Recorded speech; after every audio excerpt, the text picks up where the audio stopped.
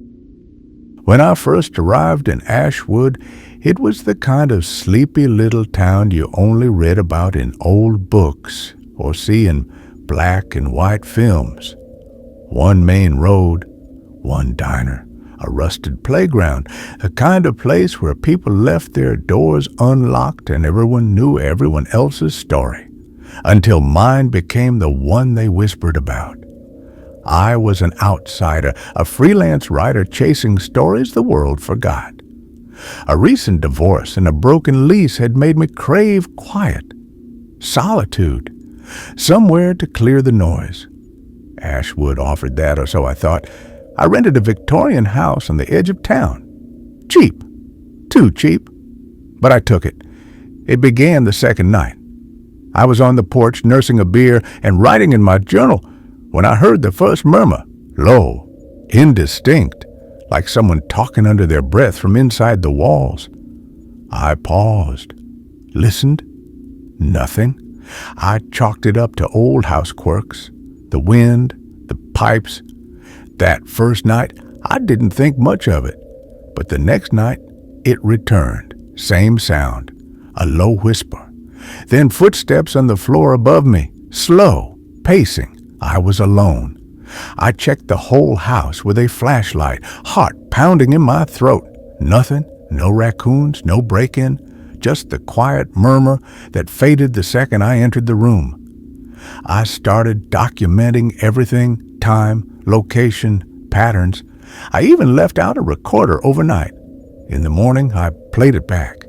Static, and then a voice, just one phrase. Don't look behind you. My blood went cold. I played it over and over. The voice was calm, almost bored. Not my voice, not a neighbor's. There was no explanation. The next day, I visited the town library and found something strange. My house, the one I was renting, wasn't just old. It had history. In 1934, it belonged to the Whitmore family. Harold Whitmore was a known spiritualist who held seances in the home. His daughter, Elsie, vanished one night during a storm. Her body was never found.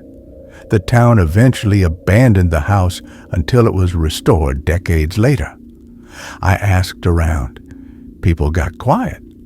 A man at the diner muttered, "That house should have stayed buried." I should have left then, but I didn't. The nights worsened. The murmur became clearer, sometimes my name, sometimes sobbing, sometimes laughter. Then the mirrors started acting strange. One night, brushing my teeth, I looked up and saw a smudge that wasn't on the glass. It was inside the reflection, like someone had pressed their hand on the other side. When I turned around, no one was there. I stopped sleeping, I boarded the mirrors, I unplugged the appliances. Still, the whispers came. One night, I tried something different. I placed a circle of salt around my bed and set up motion-triggered cameras. At 3:12 a.m., every light in the house flickered out. The footage showed nothing at first, then static, and then a frame. A girl standing at the foot of my bed, head down, no eyes. I ran. I drove to the sheriff's office and demanded someone come with me.